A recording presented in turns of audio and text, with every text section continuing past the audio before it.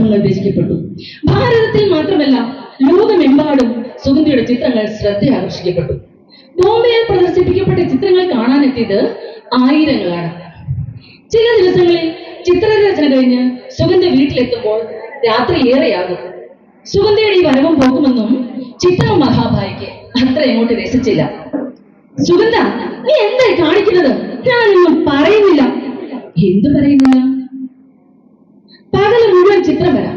ഇപ്പൊ ഈ രാത്രിയിലും ആ രേഖ ഇവിടെ വന്നിരുന്നു. അവൻ പറഞ്ഞു ഓരോരോ കാര്യങ്ങൾ. നാട്ടിലെ പെണ്ണിന്റെ ചിത്രകലയെ കുറിച്ച് ആ സംസാരം ഞാൻ വഴി കണ്ടിരുന്നു. ലജ്ജാവിലേക്ക് ചിത്തമ്മയ്ക്ക് ഇതൊന്നും പറഞ്ഞാൽ മനസ്സിലാവില്ല.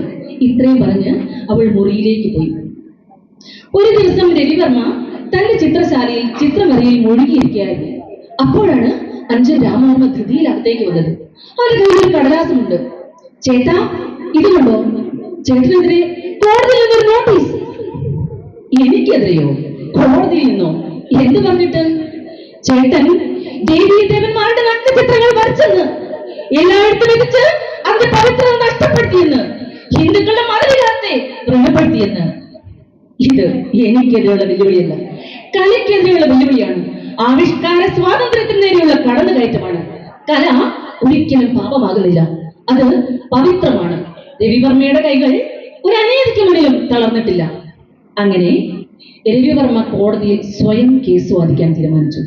ഗോപാലകൃഷ്ണ ഗോഖലെയും മറ്റുള്ള നേതാക്കളും രവിവർമ്മയ്ക്കൊപ്പം നിന്നു. പക്ഷേ ചില വർഗീയവാദികൾ ഉറഞ്ഞു തുള്ളി. മതതീവ്രവാദികളിലകി ഭാരതമാകിലകി വർഗീയ വിദ്വേഷമായി പടർത്തി രക്തരക്ഷസുകളാടി, വർഗീയ വിദ്വേഷമായി പടർത്തി രക്തരക്ഷസുകളാടി. നിതാപനെ കോടതി: മിസ്റ്റർ രവിവർമ്മ, താങ്കൾക്കെന്തെങ്കിലും പറയുവാനുണ്ടെങ്കിൽ കോടതി മുമ്പാകെ ബോധിപ്പിക്കേണ്ടതാണ്. രവിവർമ്മ കോടതിയെ വണങ്ങി.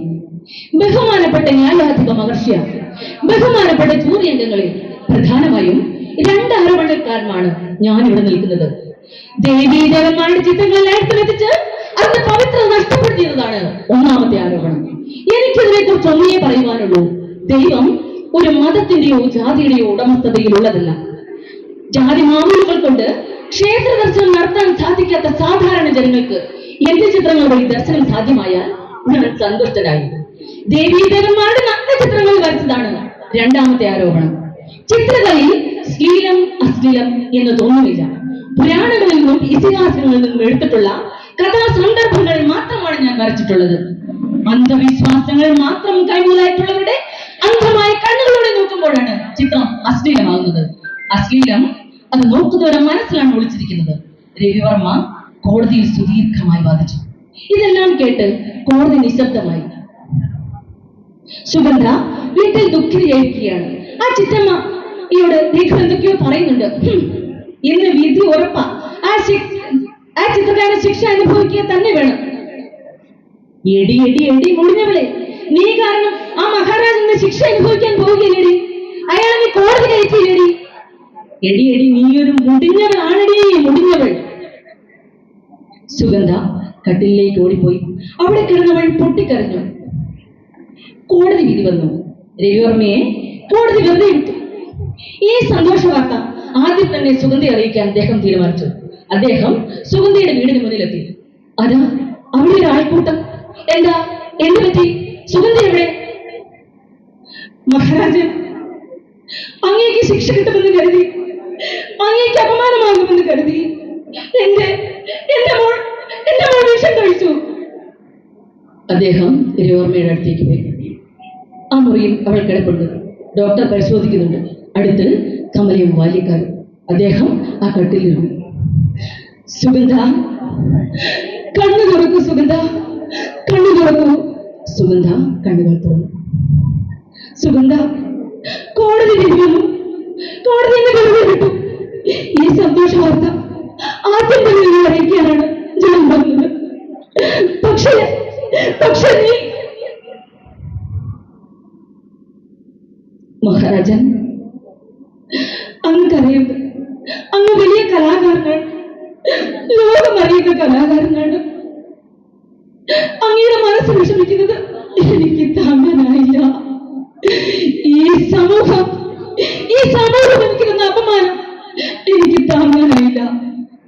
രവിവർമ്മയുടെ കണ്ണുകൾ നിറഞ്ഞൊഴുകി.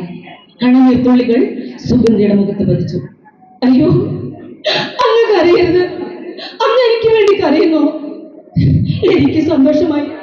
അങ്ങ് വന്നല്ലോ, അങ്ങനെ കാണാൻ വന്നല്ലോ. എനിക്ക് സന്തോഷമായി. ഞാൻ പോട്ടെ. ആ ശബ്ദം നിലച്ചു. അങ്ങനെ ഒരു ചിതകത്തിയിരിക്കുന്നത് നിർനിമേഷനായി നോക്കി നിൽക്കുകയാണ് രവിവർമ്മ. പ്രിയമുള്ളവരെ, മതതീവ്രവാദത്തിന് അടിമപ്പെടാത്ത ഒരു രക്തസാക്ഷി കൂടി. മാനവ സ്നേഹത്തിന്റെ വിശ്വസാഹോദര്യത്തിന്റെ ഉറവുകൾ വറ്റിപ്പോകുന്ന ഈ കാലഘട്ടത്തിൽ ആർഷഭാരതത്തിന്റെ സന്ദേശം നമുക്ക് ഏറ്റുചൊല്ലാം. ലോക സമസ്ത സുഖിനോ ഭവന്തു. നന്ദി, നമസ്കാരം. Thank you Charlotte.